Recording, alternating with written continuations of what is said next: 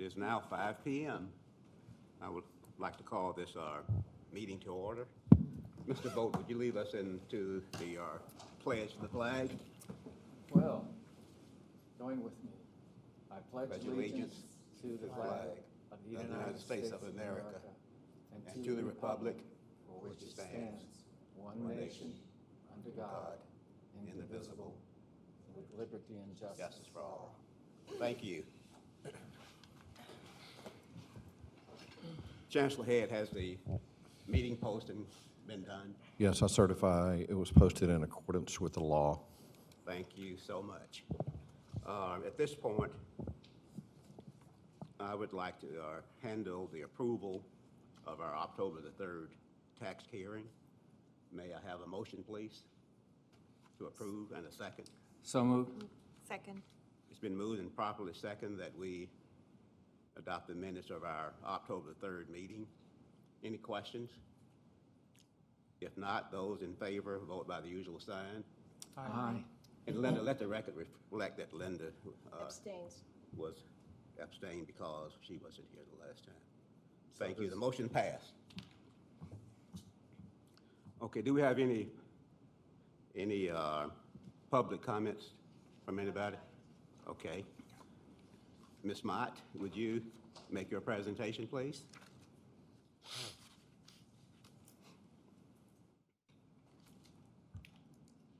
Good evening. Good evening. Thank you for coming out. So just giving my presentation here, this is the same presentation that I've given at each of the tax hearings just to lay out where this stands. So the proposed tax rate for fiscal year 2020, which is tax year 2019, is a total of 10.78 cents. This is a flat tax rate, same tax rate as was adopted last year. This has two components to it. The maintenance and operations portion of this is 8 cents. That is the portion that pays for our general operations. And then the INS, that's interest and sinking fund, that's our debt service fund, is 2.78 cents. So just some highlights about how this process works. We receive the certified appraised values from the appraisal districts in late August. Then we publish an effective tax rate notice. This was published September 4th as required by law. And then we publish the public hearing notices on September 17th. And the two public hearings were held on Wednesday, September 25th, and Thursday, October 3rd. The interest and sinking fund rate, that 2.78 cents, is calculated based on what is necessary to pay at the debt service that is due in that fiscal year. This shows you a history of the appraised values in our taxing jurisdiction. The bars are the values themselves, with the red portion being Harris County and the blue portion being Montgomery County. So here you can see for FY 2020, the appraised value estimate is at about 190 billion.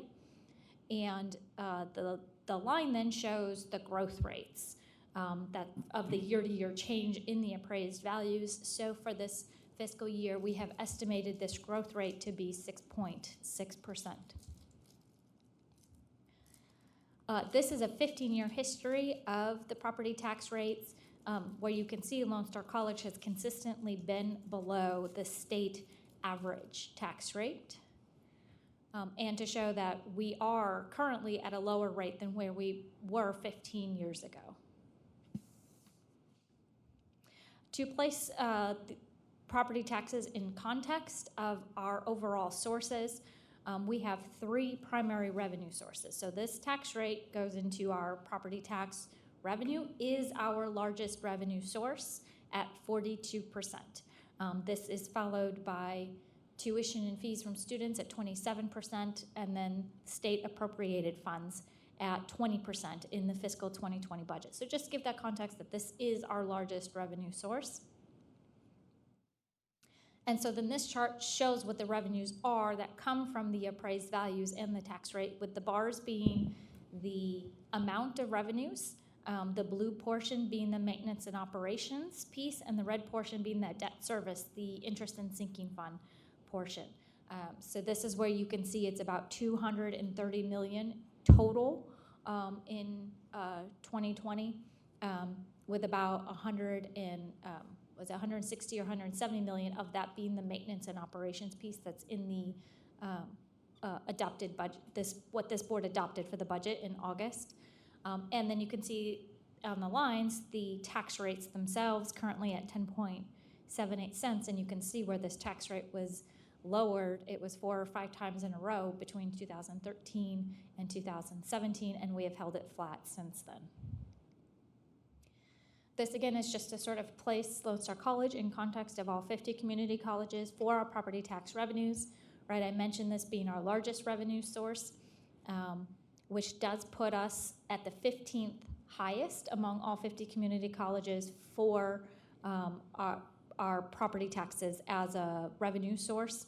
This is fiscal 2018 data, but you can see where we're 42% of our budget comes from property taxes. The state median is 28% for all 50 community colleges. And then to just go through the calendar, right, of course, we were at the last bullet point on this calendar. This whole thing started back with the September regular board meeting where the board proposed the tax rate, and we then had our public hearings, the 2 public hearings, September 25th and then October 3rd, brings us to our last task on this year's tax rate adoption calendar is today's meeting to consider the tax rate. Okay, Thank you. great. Board members, any questions on action item 1 and 2 before we get our motion? Questions or comments, board members? I have a question. I wonder if we could see a tracking of our student growth or contact hour growth versus the property value growth. I'd be interested in seeing how that tracks, because when we have a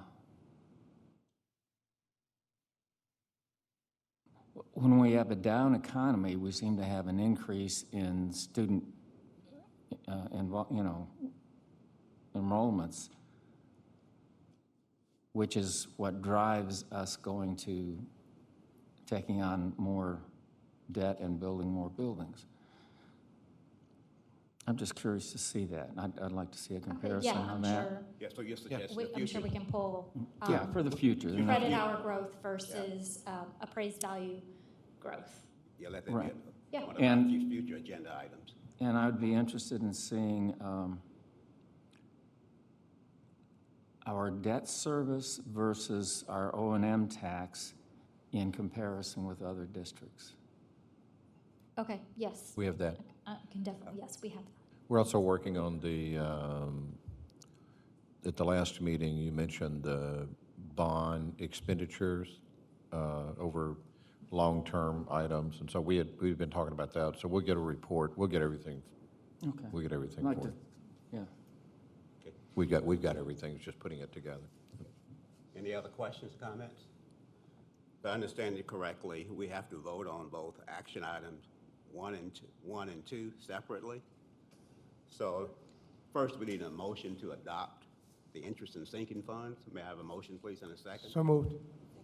Been moved Second. and properly second that we adopt the INS proposed rate. All those in favor, vote by the usual sign. Aye. Okay, the second action item is the M&O. Okay, got you. I'm sorry, apologize. Thank you for keeping us out of trouble. Let's do a roll call vote starting with Art. Art Murillo, aye. Undergood, aye. Aye. Aye. Okay, unanimous. And I'll do the next one right. Okay, we need a motion and a second on the M&O tax rate. So moved. Second. It's been moved and properly second that we adopt the M&O proposed tax rate. Let's have a roll call vote start with David Vogt. Aye. Aye, Aye. Aye. Aye. approved.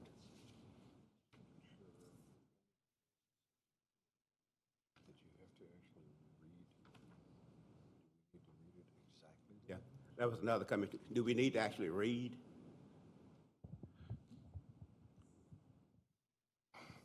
To read the language, do we need to read it exactly? Okay, Yes, while we okay. start over, okay? Okay. Okay, I'll move, and I apologize for this. Let's start over with the INS. Okay, I move that the interest and sinking property tax rate remain the same as last year's rate by the adoption of a tax rate of 0.0278 per $100. May I have a second? Second. All right, start the roll call vote. Aye. Aye. Aye. Aye. Okay. Second action item is the M&O. I move that the maintenance and operations property tax rate remain the same as last year's rate by the adoption of a tax rate of 0.0800, which is effectively a 4.36% increase in the total tax rate. May I have a second?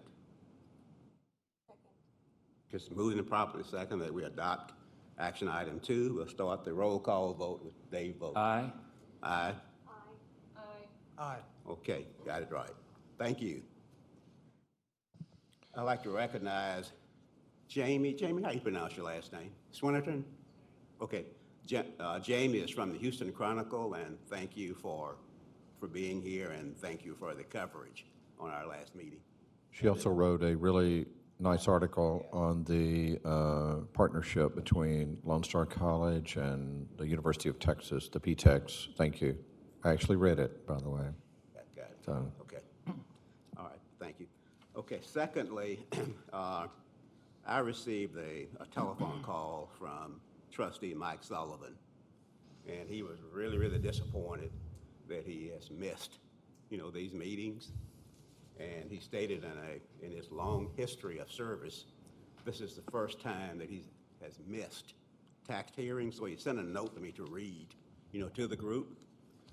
And he says, I am traveling on business and unable to be present for today's vote on Lone Star's tax rate. In my absence, I have asked the chairman to read the brief statement declaring my full support of the tax rate. If I were present, I would absolutely vote for it. I want to thank the chairman, my fellow trustees, the chancellor, and the entire Lone Star team for their work in developing this budget. And I appreciate Mr. Sullivan's dedication to the well-being of the Lone Star system. Any suggested future agenda items?